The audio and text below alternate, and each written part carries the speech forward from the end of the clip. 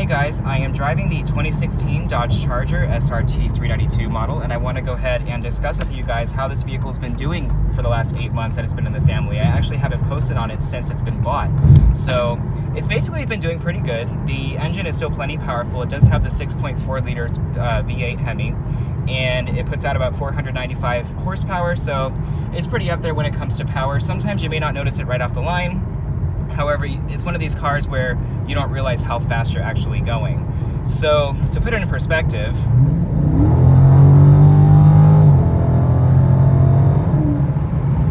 I'm just saying, if you don't think that actually is remotely at all any fast, like, you got some problems. So, basically, this one is, like I said, the 495 horsepower matched with an 8-speed automatic transmission. It seems to get up there pretty easily in the higher revs, and it also shifts really nicely. The transmission's very crisp and smooth, or crisp, firm, yet smooth, if that makes sense. I kind of want to rephrase that.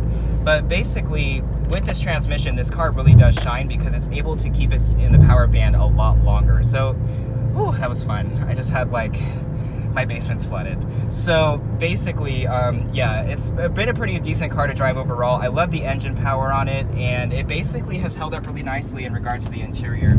Ever since Fiat actually bought Dodge, the interiors have gotten a little bit better.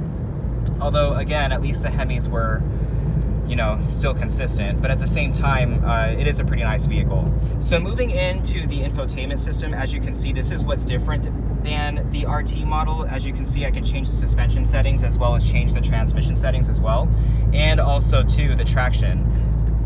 So this area right here is freed up for the launch button instead of the sport button being next to the volume knob.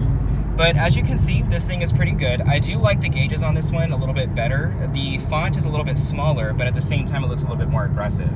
On top of that, if you notice, the speedometer actually goes all the way up to 180 miles an hour instead of 160. So that is a difference between the RT and the SRT 392. So another thing I do like is a lifted hood.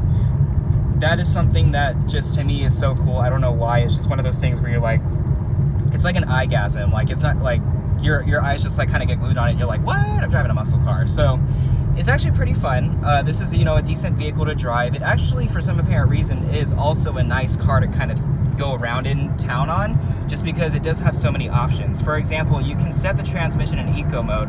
It really does slow down the vehicle, and it also will allow it to shift faster, and it also will start the car in second gear, so you're not launching immediately from a red light. So it is nice there.